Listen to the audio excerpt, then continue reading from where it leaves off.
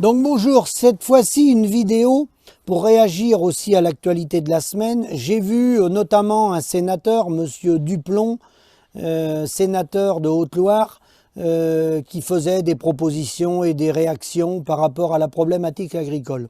Alors, il est souvent employé le terme agribashing.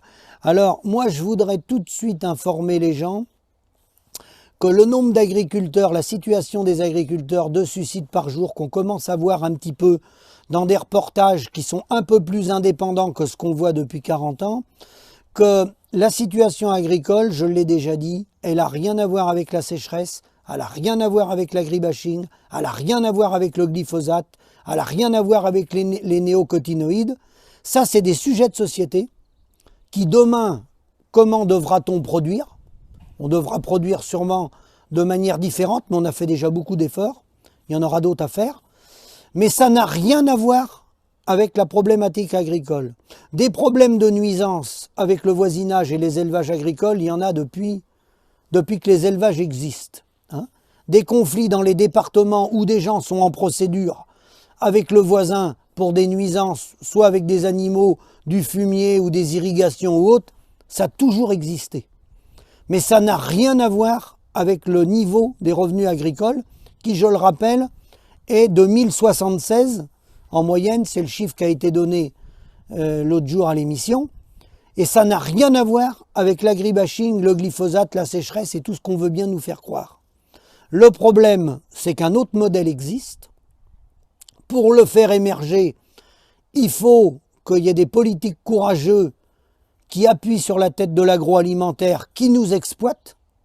C'est l'agroalimentaire qui nous exploite par les stratégies de production, par les volumes de production, par la stratégie sur le long terme, où ils font investir les gens, ils les emmènent dans des couloirs, par l'absence de concurrence sur le terrain, car vous ne pouvez pas changer d'acheteur.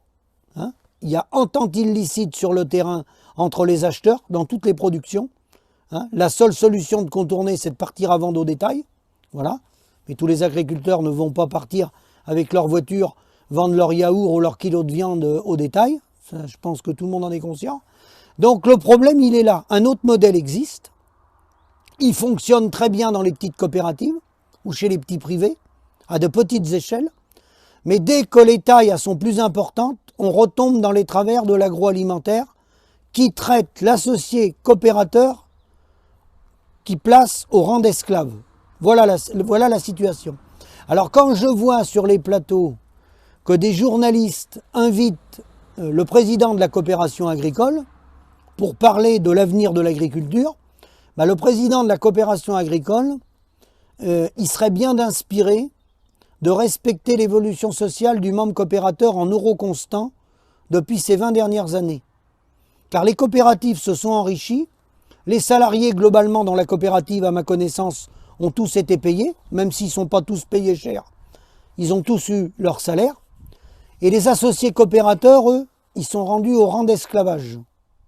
Puisque, comme tout le monde le sait, c'est devenu une misère considérable dans les campagnes avec des endettements sans précédent.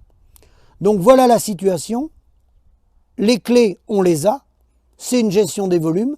C'est la reconnaissance du coût de production par pays. Je dis bien par pays, puisque l'Europe n'a pas été capable de le faire par pays, ce qui n'empêche pas de faire des échanges, ça n'a rien à voir. On a un coût de production par pays et on fait des échanges, même avec des coûts de production différents. Lorsqu'on manque de nourriture, rien n'empêche d'exporter et d'importer. Exportation à une seule condition, produit valorisant qui rémunère la filière du début jusqu'à la fin. S'il n'y a pas de rémunération pour le producteur, on n'exporte pas. La marchandise, on ne la produit pas. Voilà. Des principes de base simples, revenir à des principes de base très très simples. Et ça fonctionne, il y en a qui le font, ça fonctionne. Donc je ne vois pas pourquoi chez nous, ça ne fonctionnerait pas.